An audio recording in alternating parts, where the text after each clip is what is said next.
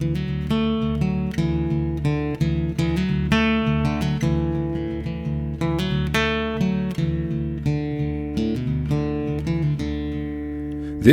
is the Storied Outdoors, a podcast somewhere between Lewis and Tolkien and Lewis and Clark, finding clarity in the stories we tell and the adventures that shape us.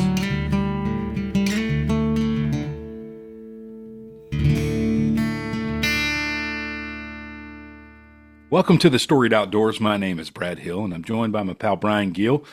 And we're excited this evening. We're recording at night, but we're excited to have this evening a friend of a friend, Casey Chilson. Casey, I realized when I was talking to Keenan Dollar that I had sung in your wedding. But Keenan's a good pal of mine, and he's like, man, you need to talk to my pal Casey. He's a duck hunting guide and just a general outdoorsman and loves being outside. He's a husband to Jennifer. He's a dad. You do some duck calling instructing on Spotify. I think I saw that on your Instagram page. Just a duck hunting fanatic and general outdoorsman. When we were talking about you coming on the show, you were red fishing. You were down in South Louisiana on a red fishing trip. And I think you've even run an ultra trail race, a 50K back in like 2019. So a little bit of everything, man. A lot of outdoor experience. Auburn graduate. So you and Brian have that in common. And man, we're just glad you've taken time to sit down with us and share your story, man. Welcome to the show, Casey. Thanks so much. I am excited to be here for sure. So. Casey, we have something in common already, other than our alma mater, is Brad singing my wedding too. Oh, no way. Yeah. Cheers to that. It was outdoor wedding. He had like no room, and it was awesome. Still, one of my biggest regrets, we didn't get a video done, and I just wish I could go back and hear the music and what Jack Hester had to say too. But oh man, yeah, and that's my pastor, Brian, Jack Hester. I remember the name. Yeah. Me and Joe Langley, and man, that place was beautiful. I remember that chapel, and that was a beautiful day. Yeah, we're super thankful for how it turned out. Well, Casey, man, thank you so much for being on the show. We'd like to talk about kind of a lot of reflecting and a lot of different stories from our past. So in that same thought, like what is one of your earliest memories of loving the outdoors, of just kind of like, you know what, this is for me? Yeah, I actually can remember just a snapshot, but I totally remember it the very first time I went duck hunting. If you can call it duck hunting, I was either 4 or 5 years old, but I remember sitting in a heated tractor. So my dad got a hold of just a big heated tractor and took me, and I was eating the Snackwell's like devil's food cookies. And what he would do is take a lap around this farm that they had leased, and he'd step out every now and then and load a 10 gauge, and snow geese flying by that aren't too bothered by tractors, and he'd shoot at geese that were passing by. I don't think anything happened there, but I can remember eating those cookies and like involuntarily blinking when he was shooting the gun outside the tractor. Looking back, it was pretty smart kind of first introduction for sure, but I totally remember like those moments. So man, I think about what I've tried to do with my son is give him early successes in the woods, and it feels like that was a pretty good memory that y'all made. You weren't out there freezing to death in a duck blind somewhere. That's a 4-year-old jackhammering. I don't want to do this anymore. Oh, this is terrible. I was pretty bought in on those too. Yeah, I can remember one trip too. We were hunting in a layout boat in a rice field, and I'm like kind of laying in between his legs, and it was beginning to be a really, really good duck hunt. And I fell in and got soaked, and it was super cool. That was the end of it. I have those other experiences too, but I was still pretty eaten up with it. And sad the hunt was over and all that, felt like it was all that.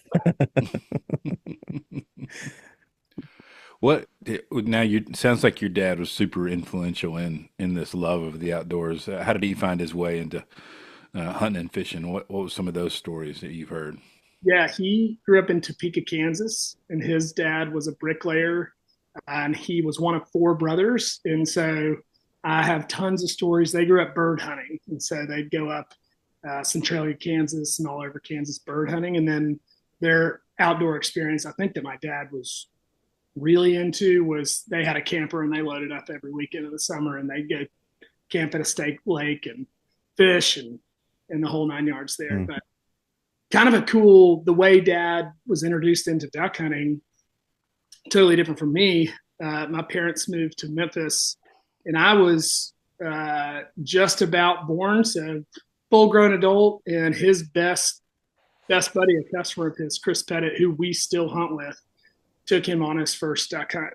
And Mm. actually, dad took Chris pheasant hunting one year, and Chris's first pheasant, he's an incredible shot. He shot it, and it hit the ground and bounced one time and started running.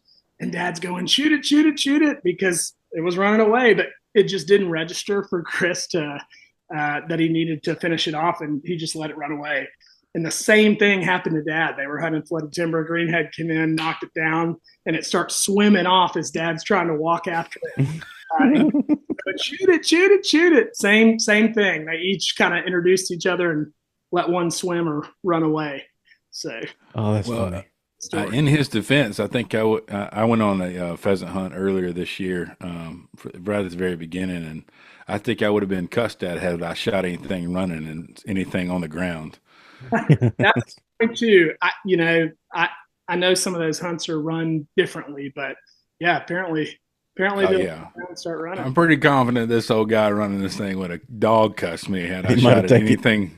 he might have taken your shotgun away. Yeah, I'm pretty sure he would have. I'm pretty sure he threatened that a couple of guys were shooting something that was kind of eye level and low, But That's yeah. great. Did you so did your was it a Memphis hunt or did they go over to Arkansas and do some hunting? Yeah, right across. So I grew up 5 minutes from the bridge. I was basically in Arkansas, Yeah. I So lived for I lived 5 years in Memphis. I lived on Mud Island, so I'm familiar with that area. yeah, I'm not far away from you there, honestly, in Midtown. Yep. And we were pretty close to the on ramp of the highway, and we could be over there really quickly. So one of my best duck Awesome. hunts wasn't with my dad, but I mean, was 20 minutes from my house. Oh man. Wow. Side, but So we had some student. I worked at the UT Health Science Center, and I had some students who were really into duck hunting, and they had some land over in Stuttgart. And so my first duck hunt was in Biomeda, and awesome. I mean it was just like I was Wow. like I've never seen this many ducks in my life. I mean you're just sitting there. There's just thousands of them flying across, and yeah, yeah. We ended up buying a house in Midtown, right near Rhodes. Oh no way! Yes, Yeah, so yeah, we loved Memphis. It was great, and then we got pregnant with our son, and we decided to get closer to home. But yeah, good memories there, man. And tell you what, those Arkansas guys, they know how to do it. They know how to put you on some ducks. yeah, no, That's no doubt about it. And almost all of my duck hunting experience has been right there in Arkansas, super close to Memphis, and Wow. still hunting really close to where I started. So There's a yeah, there's a place rather than one. not far from Memphis. There was like a sporting goods store right across the line. No, okay. I don't. Um, That's it that. was some hole in the wall area up there. Yeah, no, I wouldn't be familiar with that. I did go to Max Prairie Wing though. That that's the was one I've heard about. Yeah, yeah, that's it. I've heard everybody talk about that.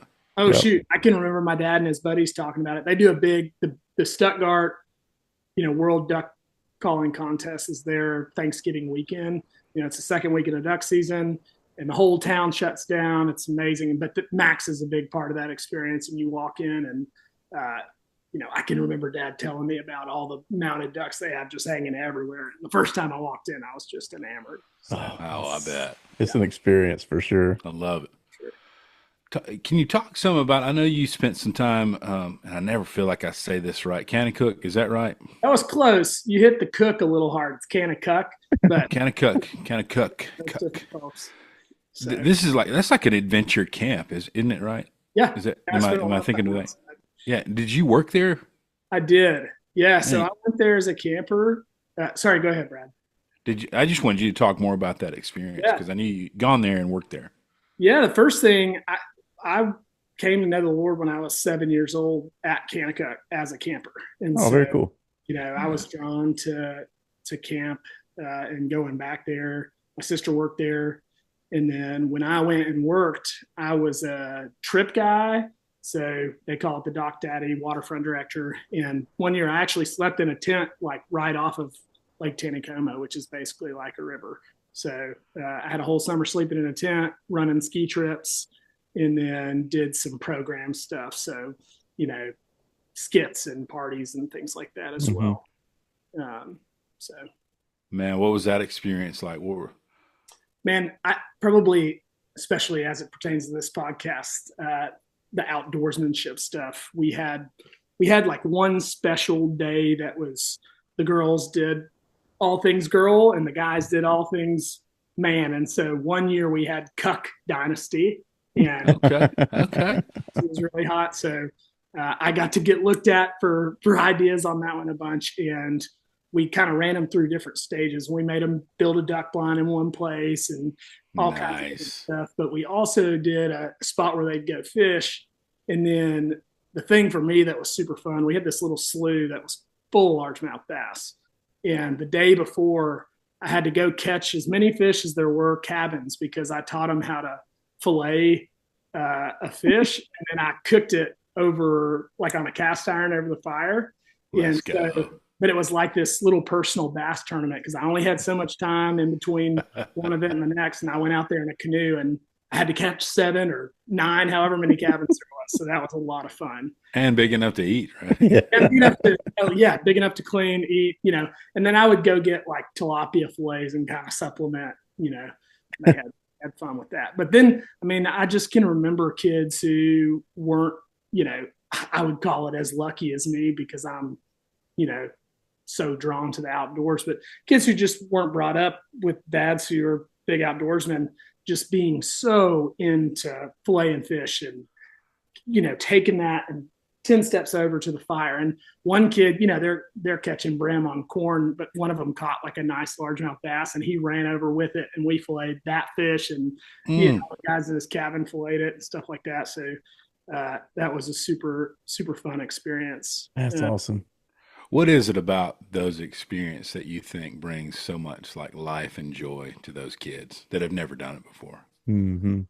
You know, I, there's something, we've got zip lines and water slides and soccer balls and everything else, but like all of that is man-made, mechanical. Maybe they've seen it before, had some expectation of it. Like there's no promo video that has some 19-year-old redneck cutting a fish open. That is all unique, and I believe kind of the way we're wired. I mean, tell me how to describe the feeling of when a cork goes under, or when Mm. you feel a thump on a soft plastic. I mean, it's just this unique, special thing that's woven into us. Mm. So kids who have never experienced that had any leaning whatsoever towards it, thought it was awesome. I mean, I don't remember out of hundreds of kids that summer, I don't remember any of them just not being interested at all in that.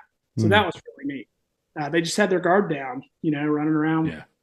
with mud on their chest and opening fish up. It was awesome. I mean, That's cool. you're connecting with something that, especially when it comes to fish, right? I mean, they're beneath the water. Like like there's no other way you're going to connect with them. And then you're holding one and it's like there's so much excitement. I mean, I think somebody sent Brian, I think you may have sent it to me on Instagram, this guy talking about fishing. The reason fishing is so much fun is it's always there's always hope. Hmm. There's always hope that you're going to catch something, like it's the pessimist doesn't go fishing, because oh, Exactly. he doesn't even leave the house because we're not going to catch anything. But Right. the guy that's hopeful goes out, we might catch a big one today, you Yeah, know. you never know. There's just so much hope, and I mean, I love that. I mean, there's nothing like seeing the look on, a kid's face when Yeah. when that cork goes down. Not long ago, my son and I took him last year or this past summer, and we had some live shrimp, and we caught a pile of these little bitty, they were little mangrove snapper. They weren't quite big enough to keep, but they were just steady, like pulling down shrimp, and man, he was having fun. Mm. And just that look of excitement, when that Okay. cork went down and he started reeling, and there's nothing like it. I love that, man. That's awesome. Yeah. Yeah. Scott, my oldest, is 3, and we were at the lake with Jennifer's family this summer. And, and nieces and nephews too, but just dropping crickets straight down off the dock. But one afternoon, Scott and I ended up in the loan. We hopped in my boat and like headed over and actually, I casted for him, but it was it wasn't just dropping it straight down, like make a cast and turn and reel it in. And man, it was months later. Jen went in to check on him one night and he was just in bed awake and he said, so fun. She said, what was so funny? He's like, fishing with dad. I mean, Mm. months later, he was just like, Oh man, that awake. And that was a memory of his, mm, hopefully, Let's go. yeah, it was super cool for me to see that, and hear that and know it was special to him because it was super special to me for sure. man, you take those memories and just keep building on them, man. I have a 8 and a 9-year-old, and that's what we started doing. Like you're talking about, 3 years old. Get them out there, with a little brim pole, easy wins. And today even we were at the lake with my family just for the night, and then this morning we were crickets across, off the dock, and my son hooked into about a 3 pound catfish, and No like way. you would have thought that it was Jaws. a it was Jaws. I mean, the picture I have of him, his mouth is wide open and his eyes are so big, and it's just he's like, I didn't catch a bass, but I caught a big old catfish. I'm like, oh man, that's Hey, man, just jump off the old block. just off the old block. Casey, man, I don't know. Brian's the only person I've known to twice I've watched him catch a catfish with a fly rod. With a fly rod. That's Both awesome. of them, both of them were on streamers. Oh, stream. Really, Yeah. that is wild. Oh, man, it's amazing. So funny. Gosh. Well, So dude, go ahead, Brian. no, no, no. You got it, Brad. I was going to say, man, we've hinted at and talked a little bit about duck hunting and growing up duck hunting and living close to Arkansas. I know you're a passionate duck hunter. Did that zeal for duck hunting was that come from your dad? Yeah, definitely. It came from dad taking me all the time and like at a sacrifice for sure. I was the only kid in the hunting camp with 12 grown men. There was probably, I can promise you, there was nights where there was plenty of guys that maybe would have been cool with the 8-year-old, 9-year-old, 10-year-old not being there. But dad just kept taking me, pulled me out of school, Christmas, Thanksgiving. And honestly, huge shout out to my mom, for she let me go do that an awful lot, and she Mm. sacrificed time with me. But I think they both saw really quickly that I was really, really, really drawn to the duck hunting. And I love fishing too, but there was something, early on, super quick that I was very, very drawn to duck hunting. And I'm still there. So it, Yeah. it, it kind of turned into a business, right? I mean, you guide, you started Yeah. that in college. Yeah. So I worked for an outfitter in college. My sophomore year, it was summertime, and I thought, I think I want to try guiding. And I got on Word and created this word. I'd love to read it now. I'm sure it was one of the hardest work you've ever met. I told myself I was just going to email 10 outfitters every day until one of them got back with me, and someone responded the very first day. Hey, Okay. And There you go. he talked for an hour and he hired me and gave me a shot. And so I got to guide a bunch of duck hunts, sophomore, junior, and then I had one last semester. So I got to guide right before I started my job, kind of into January. So Must have been a good Word document. that's what I was about to say, man. You did something right. I guess so. Right place, right time. He needed me and kind of put me to the test. I had to go up one day that summer and he just watched me power wash and, made sure I wasn't going to bail. Flake out on you. Yeah. Yeah. And part of the deal too was he had a few other guides. But if I could sell a hunt, then I got to guide him. So I wasn't number one. So if he wasn't booked up, 3 groups, I wasn't guiding. So I started selling hunts when I was in college. Hey, Take my earn your keep. Yeah. Yeah. That's all. People came back and then, they'd want to hunt with me a second time, stuff like that. And There it is. kind of work my way up. So, All right. That's So awesome. you've got the formula figured out then, man. You got people wanting to come back. What's the secret? How do you give people an experience more than just a hunt. Man, it certainly isn't because I'm without flaw or making mistakes. And the reason I say that is my favorite group that I've ever taken. It was 6 guys from Pennsylvania, and they came back multiple years to that outfitter, and they'd come for 4 days at a time, which was always really awesome because a lot of our groups would just come for a weekend. And when I'm booking duck hunts, I beg people to come for 3 days, not because I want you, 3 days of your money, but if you give me 3 days, there's a really good chance we're going to at least have one day where the weather isn't Mm, unfortunate or something like that. And I Oh right. yeah. feel good about putting you on something. But getting to spend 4 days with 6 guys, uh, it's a super long commute from the farm that was holding ducks to the lodge that we had. And like one day it had started to rain and someone needed to jump out to grab their jacket. And I pulled off and I heard the door open and then shut. And I took off. And the guys go, "What are you doing?" And I had left the guy. I thought he had jumped out of the truck real quick and jumped back in, but I just left this guy on the side of the highway in the rain. Like I just took off. And so then I hit my brakes and I hadn't ratchet strapped our UTV correctly. And Uh-oh. so it hit the front of the trailer and then came off the back. Oh It no. was just rolling down the highway. So then the guy I left behind went running after the UTV and he caught it and parked it. And they thought it was the funniest thing ever. Next day I high centered this big Ranger with all these big guys on it in a rice levy and had to have them walk in with me. So I made two huge mistakes with that group, but they just had the best time and kind of saw that it was part of the hustle of things are going to go wrong. And Yeah.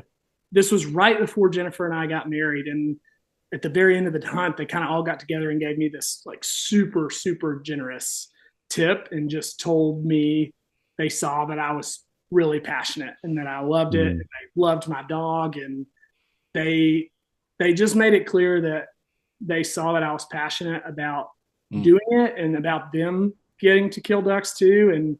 And so I think that's it. I mean, I really want people to experience what I love about it. And so I think that's what comes through um, mm. as far as that formula. Because again, there's a whole bunch of people that can blow a duck call. I just think I love it just so much. It's kind of hard not to love it when you're with people that are stirred up. You know what I mean? So, Yeah. Well, that's infectious. Yeah. I mean, I think about that with our buddy Stephen Rockerts. When we go fish, when we Hmm. go, he's a guide there in Birmingham, and mm, he's just fun to be around. You could tell he's loving what he's doing, and he's loving you being out there with him. And guides that are like that, Blake, my buddy Blake Walters, that is down here in Mobile. Blake's like that, man. He's just fired up about fishing. He's fired up about you fishing, and wants nothing more than you catch a fish. mm, And I mean, I think when people experience that, I know, and other guides that we've been with that weren't like that, Hmm. and it wasn't a great experience. But guides that were like, man, they're just like, oh man, I'm gonna, our buddy up in Montana that we fished separately with, Yep. uh, Avery. um, Avery. I remember we're in this, we're um, on the flathead, right outside of Kalispell, and we're fishing for cutthroat. And man, he's like, "Oh, we're going to hit that run again." And he just starts digging into these They're mm, row. He's digging. rowing back up, and he's working. He's like, "Oh no, no, no, we're going to hit that one again."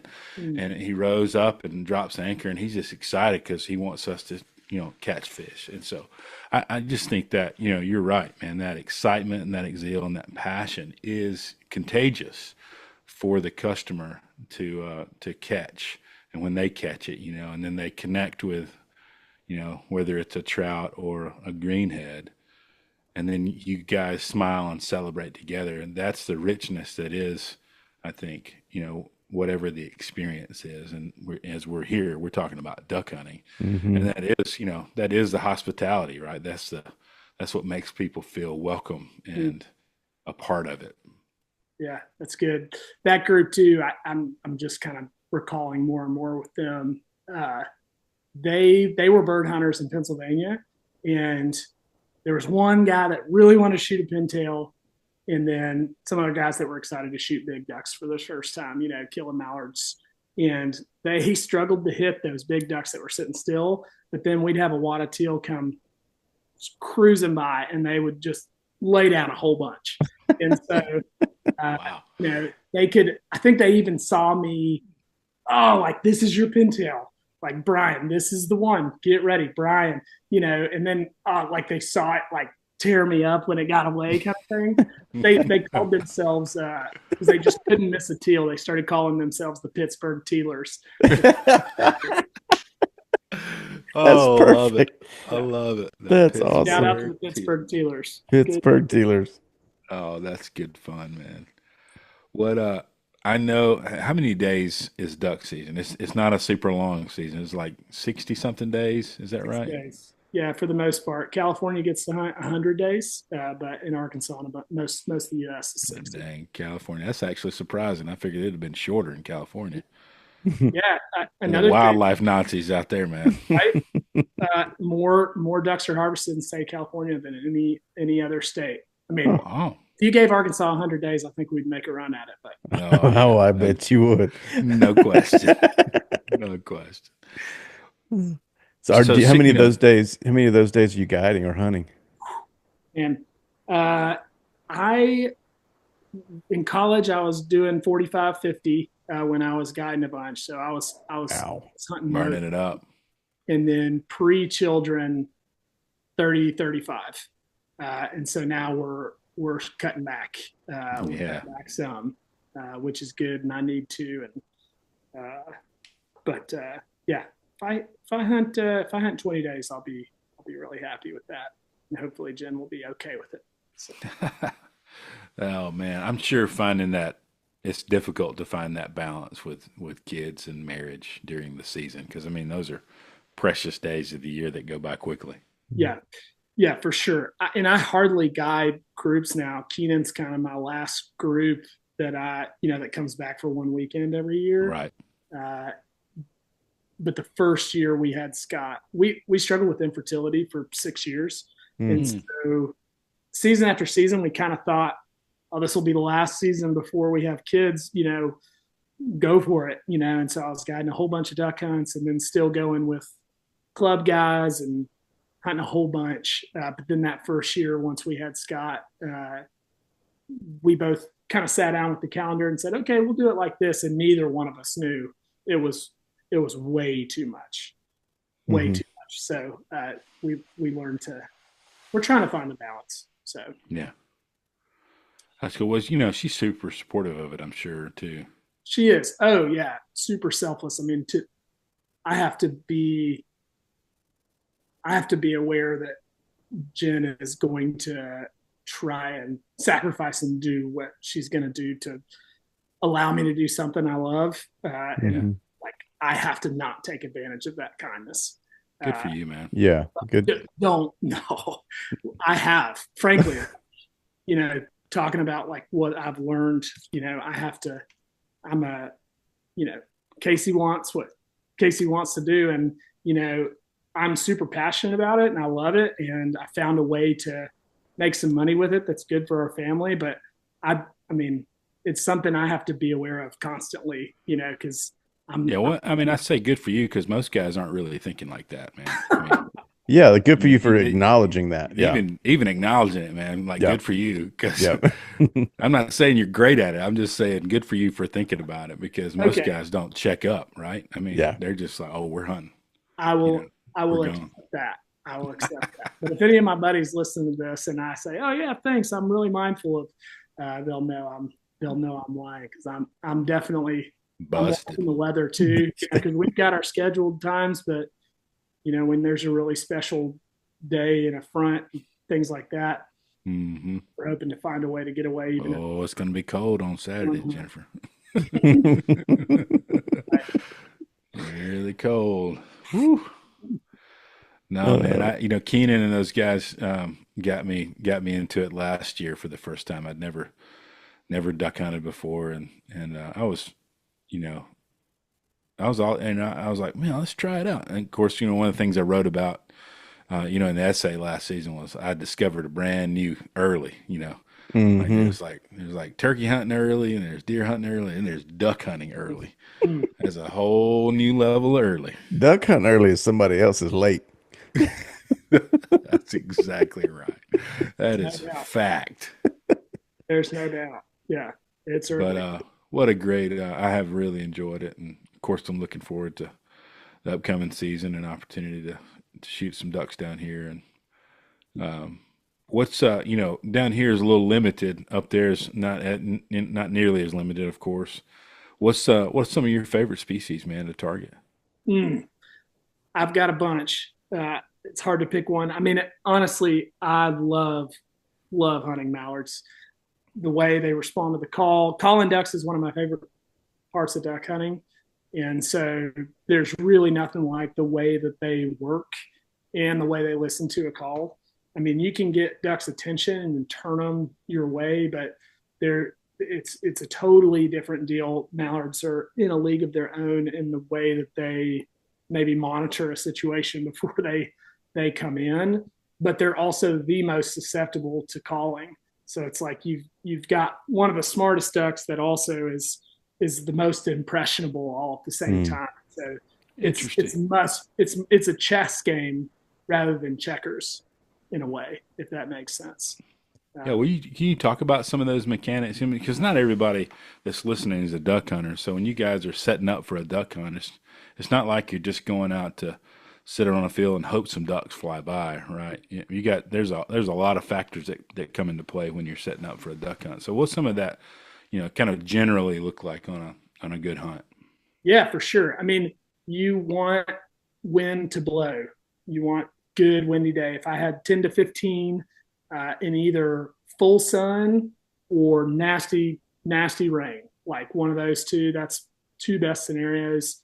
It's worked really well with no wind and clouds, and I've had bad days with perfect conditions. Of course, there's always exceptions to the rule, but if I have sun at my back and wind at my back, I'm pretty happy. Because ducks, like you wrote in your essay, they land into the wind just like an airplane does. And so Hmm. when you're thinking through your spot and where you can hide, so you want to try and find where they want to be. Sometimes in a lease situation, you have your field and that's it. But even I've got my favorite field. We're building a third blind Hmm. in one single area where you can hunt. And I mean, there you can see each blind from the other locations, but it's all about where on the field do they want to be? Did we just Mm. get a big rain and they're on brand new water, and pushing up to the North Pit, or every now and then for whatever reason they get on this one tree line, and if we get wind at or back on the tree line, we're going to hunt that, and we're putting in a really big, good plywood blind. That'll be really nice this year, and I'm kind of thinking ahead for when kids start coming. Oh yeah. There Uh, we go. so yeah, we've had some really good hunts just standing by the trees, and that's cool too. But when you have 6, 8 people trying to hide and also be close enough that when one comes in, everybody's got a got a decent shot. We're just going to get in an elevated blind now. But my point being, you can have almost everything right in a spot ducks want to be, you know, wind right, everything. You don't have a good hide, it can blow it. Conversely, everything can be perfect, and if the wind doesn't blow, sometimes they don't act right, Hmm. uh, and so that's a big deal too. But then, kind of moving into the calling, there's the mechanics of calling and actually sounding like a duck, but then when to call, when not to call, and Hmm. that's dynamic every day. It changes, and then I would even say as the course of the day goes on. I mean, if I'm working ducks and it's taken several minutes, of them passing, uh, I'm constantly calibrating to how they're acting and the way that they're responding to what we're throwing at them. Man, you've Man, got this. You've kind of had almost like a progression of hunting and guiding, and now you've got a, Spotify channel with some instructional material there. Tell us a little bit about that. I mean, you're talking about this the science behind it almost. Is that kind of what's on your Spotify channel? The Spotify channel is mostly this is how to make a duck call sound like you want it to Hmm. sound. So it starts with like this is the very basics, hot air, et cetera, and then it goes into hail call, basic quack, feeder call, calling specklebellies, things like that. So Oh man. That's a different level of understanding birds right there. I mean that I mean this is all new to me. So like when Brad's talking about people who listen who don't know a whole lot about duck hunting, that's me. We're talking about me here because I mean I'm just learning and soaking it all up and hearing what Brad says about the decoy placement and the blind placement, and then you can make different sounds with these things. I mean, this is all fascinating. I mean, I can't imagine how many hours go into that of just practicing, not in a duck hunting situation, but just like, I mean, are you constantly on the call? Or are you? I mean, what does that look like practice wise? yeah, I mean, I don't. I mean, I've blown a call at least once a week this entire year, and maybe not even so much as I got to stay tuned up, but I just love to blow a duck call. But I think as far as what has gone into it, actually, one of the Pettit brothers, Chris Pettit, took my dad on his first duck hunt, but he was one of four brothers, just like my dad. In that duck club, I was a little kid, and I remember we were brushing blinds, and I was young, and I told Mike Pettit, like, yeah, Chilsons just aren't good at blowing duck calls. And he said, baloney. Said, your daddy can't blow a duck call because he hasn't tried.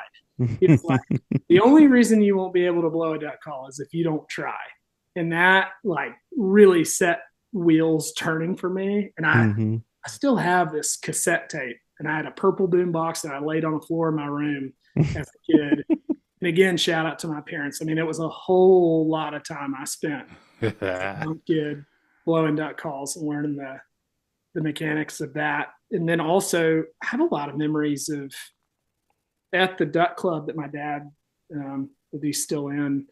There was a field that's super close to the house that if they were staying overnight roosting in there, I would walk out.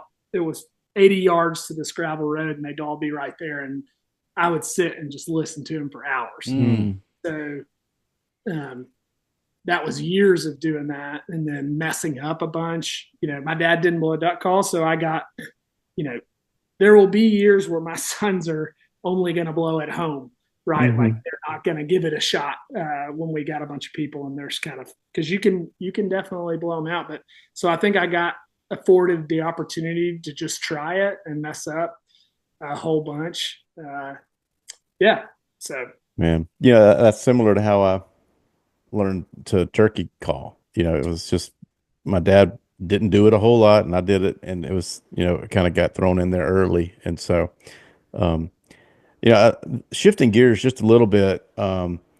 We talk a lot about the outdoors, and then reflection, and also faith, and how do we see God in the outdoors? You know, for me, looking at a duck, the beauty of a green head. I mean, sometimes that green can shift from green to purple in some ways, and but then you see wood ducks, and then I mean, just the array of colors and beauty in these animals. I see God's handiwork there. How is it that you are able to see God's truth, beauty, and goodness in the outdoors, whether it's duck hunting or fishing or leading these trips? With either a Kanakuk or in the as a guide. yeah.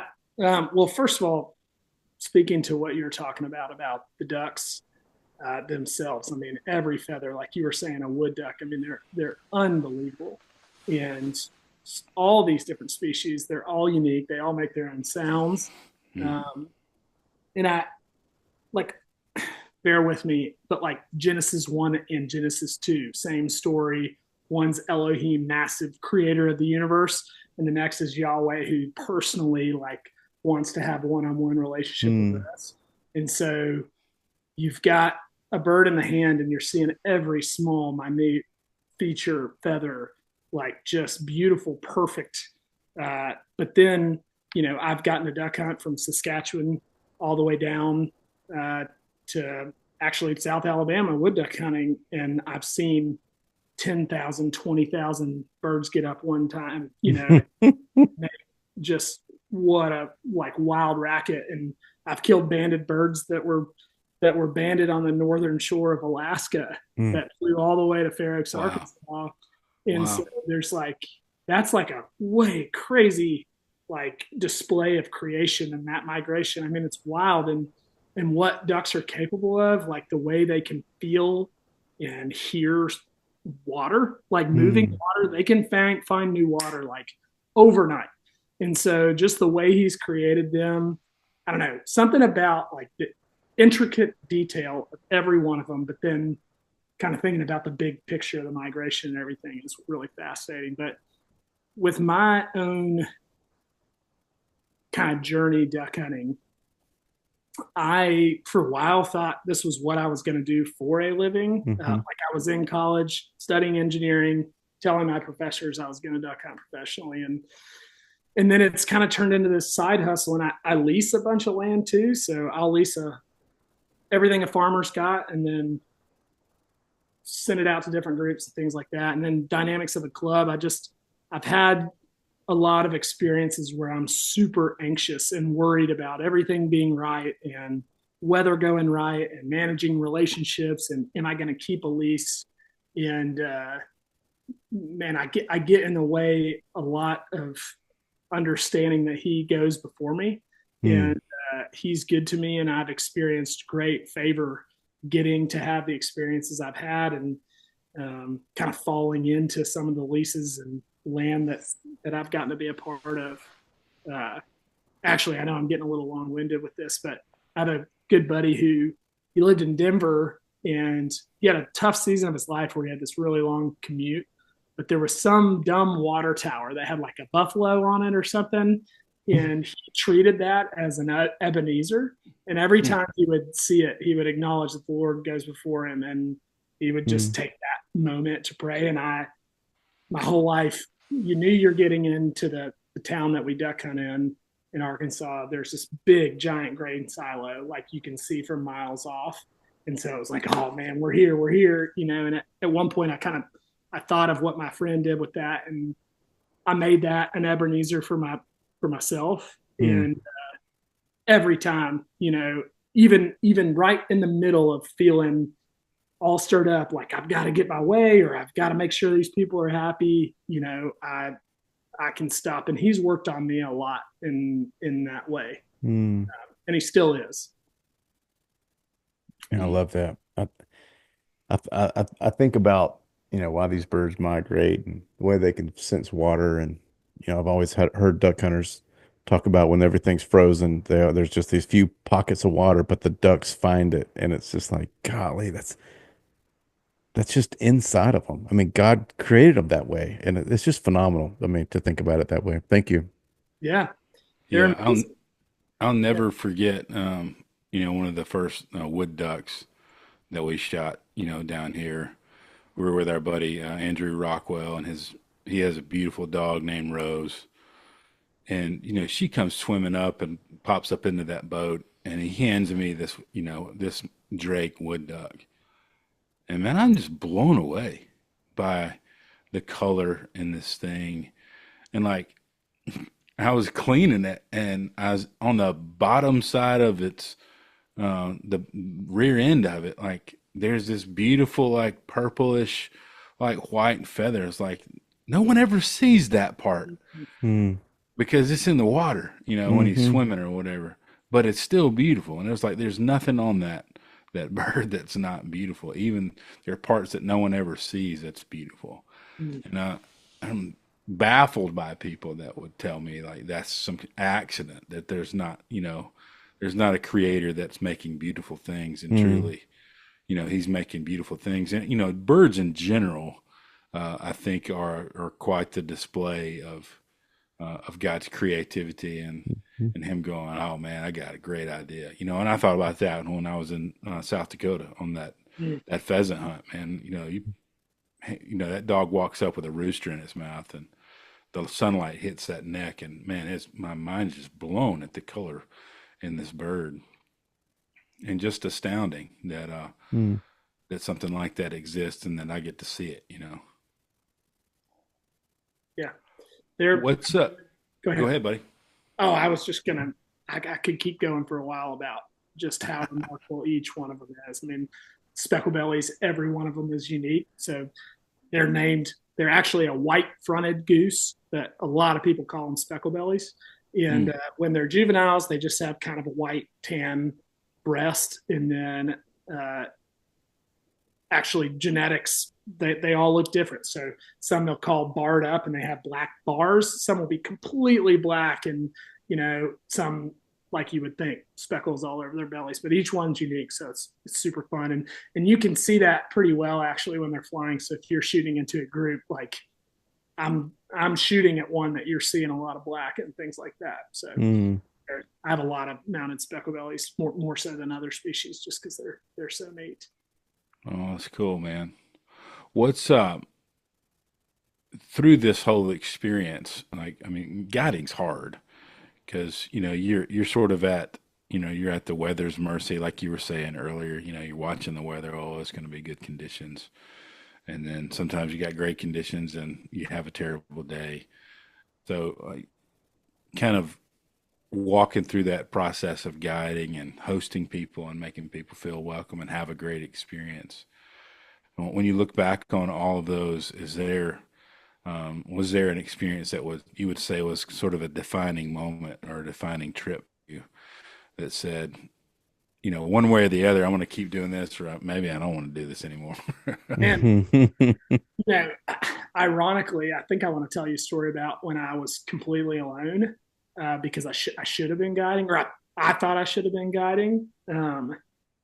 Part of part of why I thought that I was going to guide full time after college is because uh, there was a guy, really successful farmer, who was starting a big time outfitter, and crazy circumstance. Actually, a dad from Kanakuk and then another guy from Memphis they had both separately told that guy about me when he was starting that outfitter, and so I got a call from him one day, and he said, "I want to meet you." And I came out that summer. He showed me around. He has thousands of acres in this beautiful farm, and he told me he was going to hire me as a main guide, one of his main guys. I mean, it's a big outfit, and he even went so far as to say, like, I'm getting older. I won't have this forever. Maybe, kind of the first day we met, and I was 20, I think. I was really, really excited about that idea. Um, and then as the season got closer, he didn't quite book up his very first year like he thought. I mean, this is like a 5-star type lodge, chef, full guides, cottage, full outfit. And so then he wanted me to be an assistant guide, which I was great with.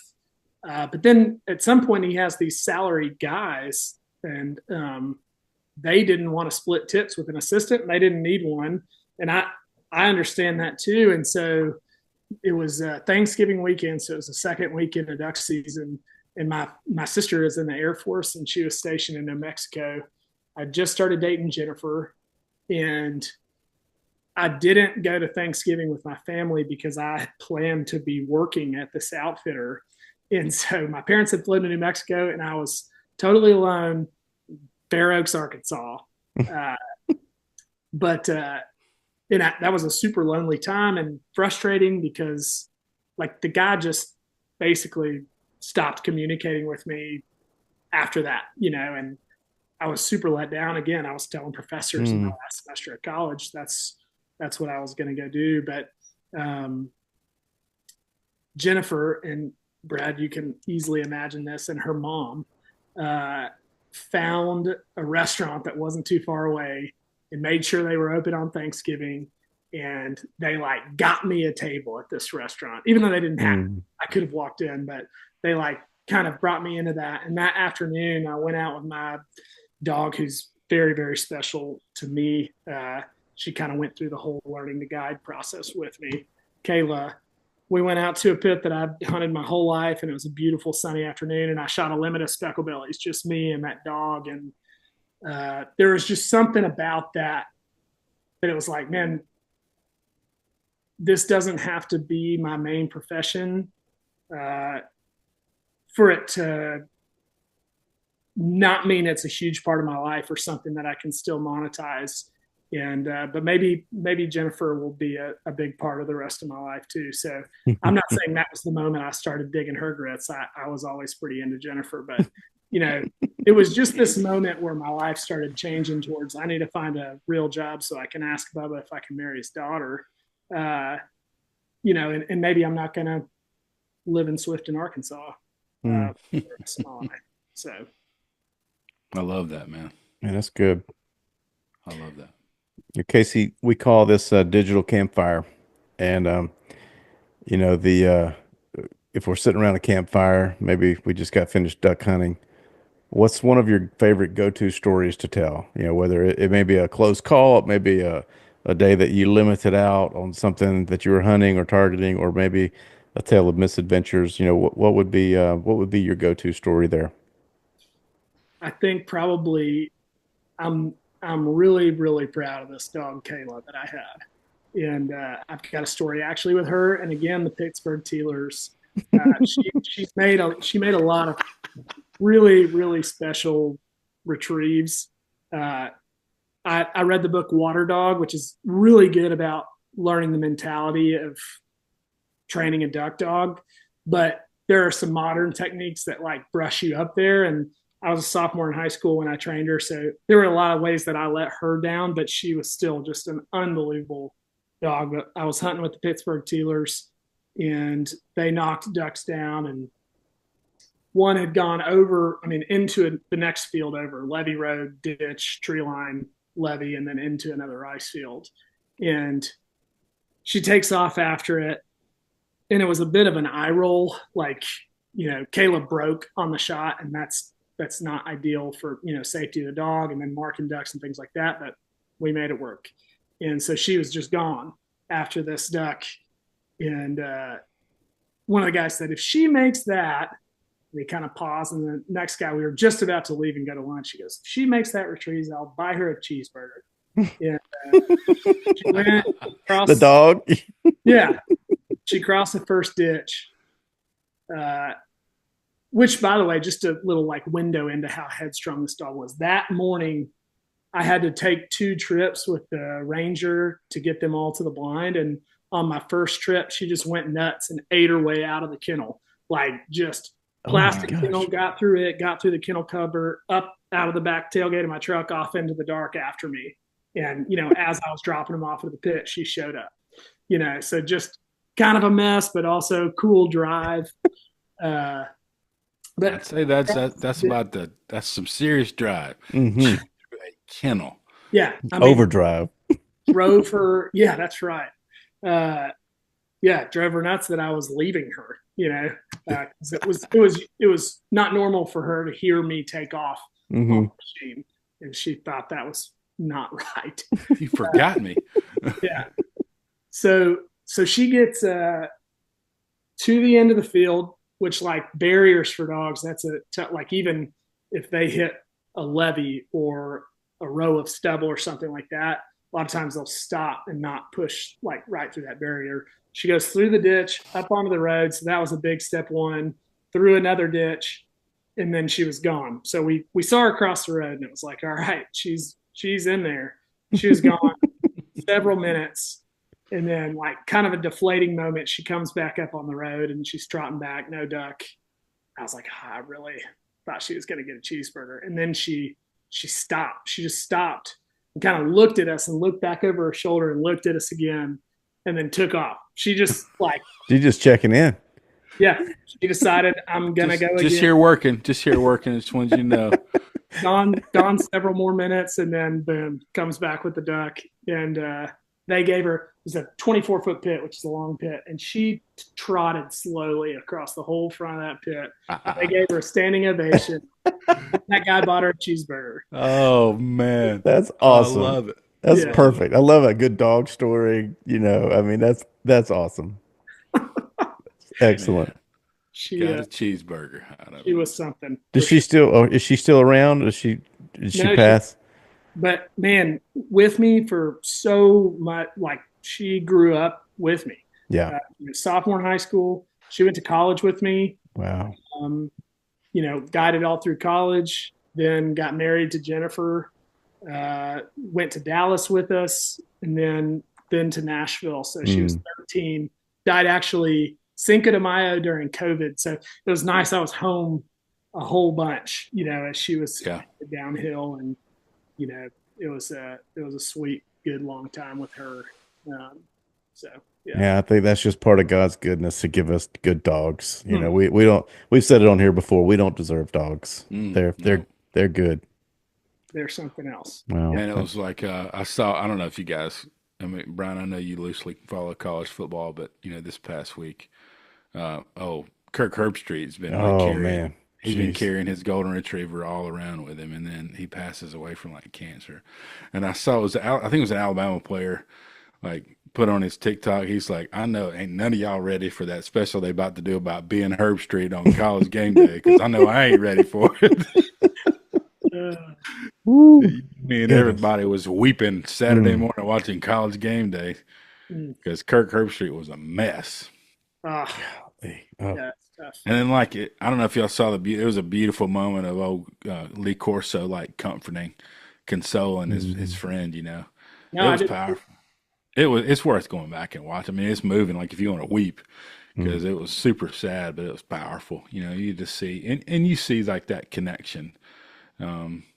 And I think it was super wise of Kirk to bring him around. He's traveling alone mm, all the time. So he's got this companion, with him. And I think he's got other ones, but it was a really cool story, and it was a mm. great tribute to him. What is it about? And we didn't have this in this question, but it kind of jogged my thoughts. And you said it well, Brian. We don't deserve dogs, but what is it about that? There is a joy of working alongside a dog. Mm. In that, it's not like you going out there and picking up your own duck. Like what it. Can you talk a little bit about or unpack that a little bit about what that experience is like for somebody Yeah, that's never done it before? yeah. I mean, first of all, super practically, it saves you a ton of time and a lot of effort, right? Because they're out and back way quicker than you would be, and so Mm, I mean, practically, if I'm guiding a duck hunt, I'm way better off working a good dog. Uh, I think to your point you had earlier about you need to be optimistic to go fishing. Those dogs are never ever giving up, especially the drive of a black lab. I mean, they're in it, mm, locked in, ready to go the whole time. And so, Hmm. I talked about that afternoon. I said I was alone, but I was with Kayla, and that was a big part of it. She went and mm, got those geese and was happy to be with me, and the sun was shining on us, and there was no loneliness, Hmm. in that time. And but it also takes a lot of work. I mean, mm, like there's a lot of time that you invest in the dog, and the more you put into the dog, like you work together and find a way to make it happen. But you're also seeing something doing what was built into them and what yeah. they were designed to do. I mean, Hmm. there's no doubt. Yes. My dogs that are downstairs, like that is what they are thinking about. Mm, That's what they Yeah. want to go do. Period. Yeah. That's my my GSP. He's a year and a half old. Hopefully, we're going to try to quail hunt him for the first time this mm, year. Mm. You know, I've watched a bunch of YouTube videos and did everything. I didn't have a bunch of extra money to send him off to some school. I'd love to. That'd be great. I'm not dogging it. I just don't have a couple extra grand to send him somewhere. So I just did my best, and so I'm hoping we shoot a bird and he brings it back. But just to see him like point on something is it's amazing. I mean, it's mm, really really cool. And he did that like he was 8 weeks old, mhm. and I've got some quail feathers from some fly tying stuff and out in the yard, and he strikes a little pose at 8 weeks old, and I'm just mind blown because somebody's like, "How do you teach him how to do that?" I was like, "I didn't teach him how to do that. That's just in his blood." Like, I taught him to not to hold it for a really long time, but like Mhm. he holds his foot up and points his tail out all by himself. because he's like dialed into what he's doing, man. Mhm. That piece especially is just so remarkable. The pointing, I mean, just that what is in them to stop and and do that. Mhm.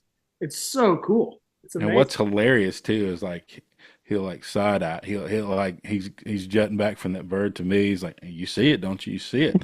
I'm looking at that bird. You see the bird?" And he's like back and forth. He's like, "Please say something." Yeah. But Hey, he's amazing. So I'm looking forward to hopefully trying to to kill a quail this year and him bring it back to me. you mentioned school and not school and training them yourself.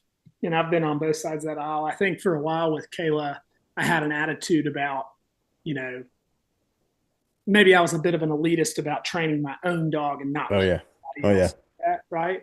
But I was also a high schooler. And so now with two kids, I can't imagine. I could not give a dog the time that it Right. needs on its own. And, I was working at it. My youngest dog is his name's Moses. And I was actually struggling a lot with him. And I've had I have Moses's mom, Liesel. So he's my third dog that I've trained, and I've worked with other people's dogs too and helped them. And um, I was really struggling with Moses, and man, I sent him to a trainer. His name's Logan Van. He's a North Alabama guy. He was working at a different kennel at the time, but he did a really, really good work with that dog. And so, yeah, it was awesome. But what I would say is, I've taken a lot of duck hunters that have had professionally trained dogs that spent a whole lot of time at trainers that I'm sure left that trainer in good shape, but owners have a responsibility to carry that forward too. Mhm. Like, and there has to be some relationship between you and that dog. Like it's your responsibility to continue and maintain and get that dog to trust you Yeah. the way they trust the trainer they were with. So, I Yeah. mean, I think it's admirable that you train them yourself, and I think it's great that there are trainers that do it for you. But I think we're selling them short if the only work that's being done is the trainer. If that Yeah. makes sense. I love. There's a book we've referenced many times on this podcast. It's Robert Rourke's "The Old Man and the Boy," I hadn't and heard. it's a great old book, man. It's a Mhm. compilation of stories that were published in Field and Stream as essays, and they were all put together into a book called "The Old Man and the Boy." And you would love it, man. I have no doubt that you would love it because it's all about this old man raising his grandson, Oh, and that's he's awesome. teaching him about life through all manner of hunting and fishing. And you're like, or is he talking about? Hold on, is he talking about duck hunting? Or is he talking about life? Right. And it really, for me, it's been one of those books, and sort of the style of writing that really makes my heart sing, and kind of what we're aiming at, in these conversations of, this crossover between our experiences, in the duck blind or fishing or whatever, teach us so much about life and so much about God, about God as creator, his faithfulness, whatever it may be. And we find ourselves, are we talking about duck hunting? Or are we talking about walking with the Lord? And both, it's both, Mhm. and he uses that in our lives. And I love that. But anyway, he talks about, and I think it was in specific, it was about a bird dog. Mm, But it was, sometimes, the dog's training you, you ain't training that dog. Mm. And I love that idea of, I saw it in my own son as we were training him. He was out there just throwing the ball for him. I said, buddy, you can't just throw the ball. stuff. There's some rules. There's some rules. Your play is his work, and so Mm. there's some rules. And so, I taught my son the rules, and he played by the rules. And, he made him wait, and he would throw it, and he couldn't go get it until he gave him the command. But they still played. But it taught my son discipline. Mhm. Even in that, and just so Yeah. much richness, in that.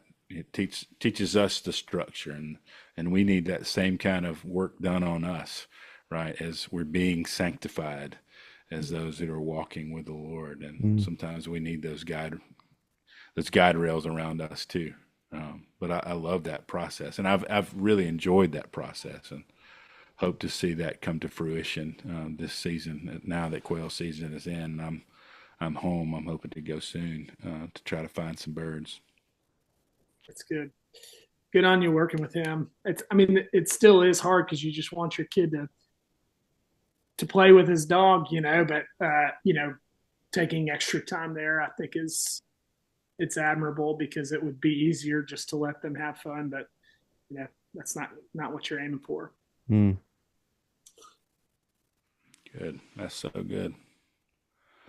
Well, normally we would ask the final question of what's your next adventure? But knowing what's on the horizon, I feel like I know what your next adventure is. But for the sake of asking the question like normal, what's your next adventure, Casey?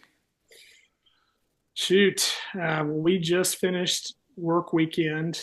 We had some blinds put in place and delivered and things like that. And I was talking to farmers about getting stubble rolled and things like that. So next adventure is November 23rd is opening day in Arkansas. Uh, you know, Figuring out where we're going Right to around the go. corner. But again, we've got two new blinds, same places we've hunted for years. But yeah, I'm excited for things to work out the way we hope with these new spots and things like that. Now, I guess I can say it now because this recording won't be posted for a little while. But Keenan's been building you a blind. Have you gotten your hands on that thing yet?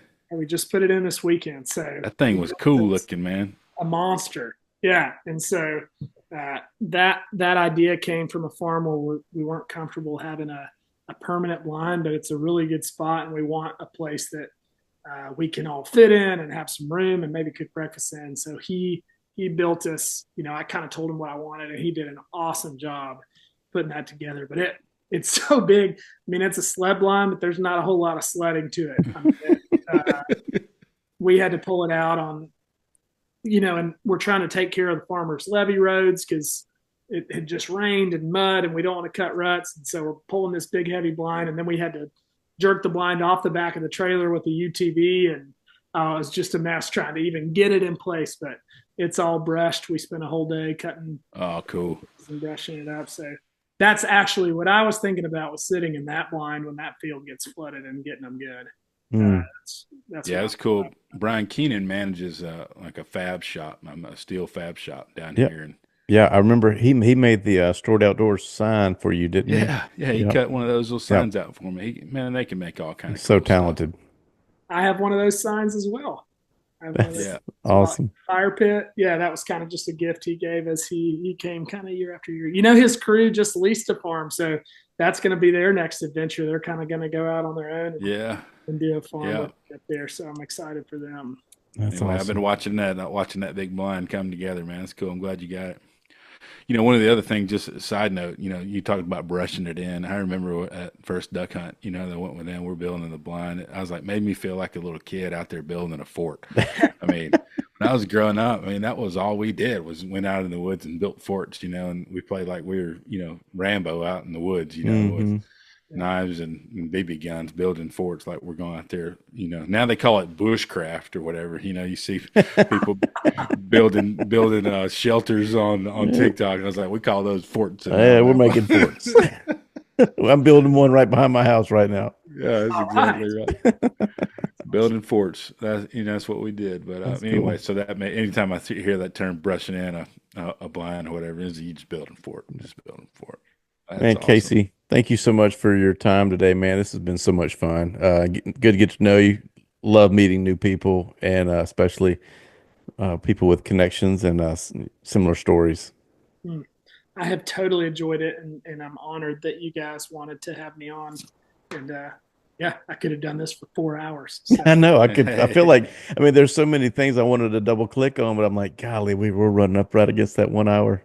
Yeah. Well, maybe we could have us a duck camp episode one day. That'd be I fun. I think we need to do it where we're actually around a fire. Yeah, me too. I love that. super cool. I love, man. I really appreciated, your story about not doing what you thought you were going to do, Mm. Hmm. and coming to terms with that and being shown that you can still do that. It doesn't mean you can't still do that, and just the beauty in the Lord speaking to you through that. And man, I really, really appreciate you sharing that story. And man, I love a good dog story, man. Anytime we're talking about dogs, it's one of my favorite. I love me. I was over at somebody's house today. They're like, "You afraid of dogs?" I'm like, "You serious?" I love dogs, man. I ain't I'm gonna afraid of find the dogs. dog and pet it. They know it. When I walk in, it's like they have this sense. They know I'm a dog guy. Yep. That's awesome. But Yeah. I love that story, and I mean, I love just being in awe of seeing creation and stopping for a moment and reflecting on that is what that's what we're about. And I really appreciate you sharing that story. And we hope these stories encourage people. Maybe you've never duck hunted, and maybe you want to go duck hunting. I mean, I would find a guide. That's really the best way to Hmm. go and to try it out, is just go find you a guide. There are lots of great guides out there. I'm sure you could probably put us on 100 different guides that would take you hunting, and it's like fishing. You want to go fly fishing, get a guide, go have a great experience and get some early wins and see if you really enjoy that or not. But duck hunting has been fun, and I'm looking forward to a new season of duck hunting myself. And man, we hope this episode is. I'm trying to think of when it'll come out. It'll be well into duck season and nice and cold when this episode airs. So we hope you'll take time to listen and to share these stories with your favorite buddy that duck hunts, and they can listen in. Man, we're so appreciative of all those people that do listen. Man, there are a lot of people that listen and tune in, and man, if you want to leave a review, man, that'd be super helpful. That's how we help people find the podcast, is like leaving a written review. It's a huge blessing to us. But if you want to write us an email and let us know you're listening, or give us say, hey, you should have this person or that person on, you can shoot us an email at thestoriedoutdoors@gmail.com. We'd love to hear from you, hear your comments and encouragements. And man, we hope this story encourages you to write your own story and share your own adventure in the place we love to call the Storied Outdoors. If you've enjoyed this podcast, please take some time to leave us a review, or better yet, share it with a friend. We hope these stories encourage you to write your own stories and share your own adventures in the Storied Outdoors.